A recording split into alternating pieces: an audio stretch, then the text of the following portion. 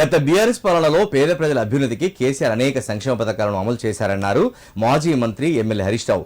కానీ కాంగ్రెస్ ప్రభుత్వం అధికారంలోకి వచ్చాక కేసీఆర్ కిట్, బతుకమ్మ చీరలు బంద్ అయ్యాయని, కళ్యాణ లక్ష్మి చెక్కులు ఆలస్యమవుతున్నాయన్నారు. బీఆర్ఎస్ పార్టీ ప్రభుత్వంలో ఉన్నప్పుడు ఎలా ఉన్నదో ఇప్పుడు ఎలా ఉన్నదో ప్రజలు అర్థం చేసుకుంటున్నారన్నారు. సిద్దిపేటలోని ఎమ్మెల్యే క్యాంప్ కార్యాలయంలో 184 మంది లబ్ధిదారులకు సీఎంఆర్ఎఫ్ చెక్కులను మాజీ మంత్రి హరీష్ రావు పంపిణీ చేశారు.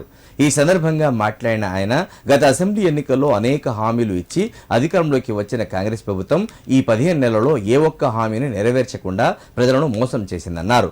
కేసీఆర్ ముఖ్యమంత్రిగా ఉన్నప్పుడు కరోనా సమయంలో కూడా రైతులకు రైతు బంధు డబ్బులు జమ చేశారని, సంక్షేమం అనేది ఎక్కడ కూడా ఆపలేదన్నారు.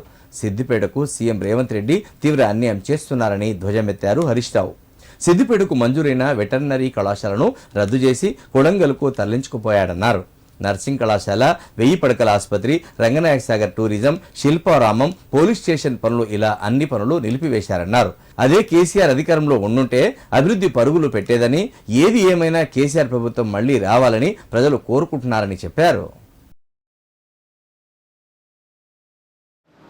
ప్రైవేట్ ఆసుపత్రుల్లో వెళ్ళి ఖర్చు పెట్టుకొని మీ కుటుంబ సభ్యులకు వైద్యం అందించే క్రమంలో ఎంతో కొంత ఉత్సాహపత్రిగా సహాయం చేయాలని చెప్పి మా దృష్టికి తీసుకొచ్చారు.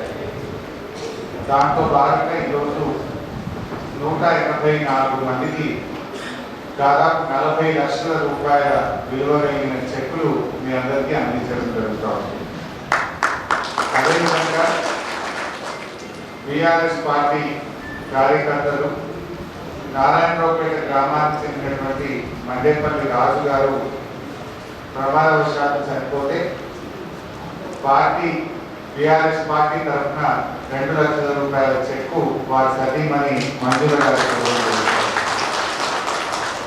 అదేవిధంగా భారత్ నగర్లో సిద్దిపేట పట్టణానికి చెందినటువంటి లక్ష్మీనారాయణ గారు ప్రమాదవశాత్తు చనిపోతే వారు బీఆర్ఎస్ పార్టీ క్రియాశీల కార్యకర్తగా లక్ష్మీనారాయణ గారు పనిచేశారు. వారి సతీమణి బొజ్జ అనిత గారికి కూడా 2 లక్షల రూపాయల చెక్కు ఈరోజు.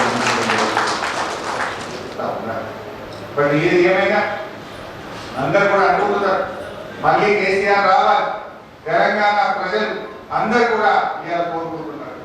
నిజంగా ఆ రోజు ఏదైతే ఎదురు చూపేలా ఎకరం భూమి మధ్య 30 లక్షలు 40 లక్షలు అయింది కేసీఆర్ ఉన్నాము. ఇప్పుడు ఎవరైనా దవాఖాన పనివాడు పిల్లల చదువుల కోసమో పిల్లల లగ్నం కోసమో ఒక అధ్యయనం అమలాంటి కొరకటి దిగులేదు. మొత్తం బంధు పట్టింది, మొత్తం ఎంత పట్టింది అంత ఆగబట్టి చేసింది. వీళ్ళు వచ్చిన తర్వాత ఇవాళ పెట్టుబడులు తగ్గిపోయింది, కొనే వాళ్ళు లేరు, ఒక్క అడుగు కూడా ముందుకు పోయిన పరిస్థితి వచ్చింది. అప్పు కూడా దొరకలేదు జరుగుతుంది. ఎవరిగా తెలిసిన అందరు తిప్పలు ఉన్నాయని మాట్లాడుతున్నారు. పిల్లల ఫీజులకు తిప్పలు ఉన్నది, లాభాలకు తిప్పలు ఉన్నది, ఖర్చులకు తిప్పలు ఉన్నది అని ఇవాళ ప్రజలు మాట్లాడుతున్నారు.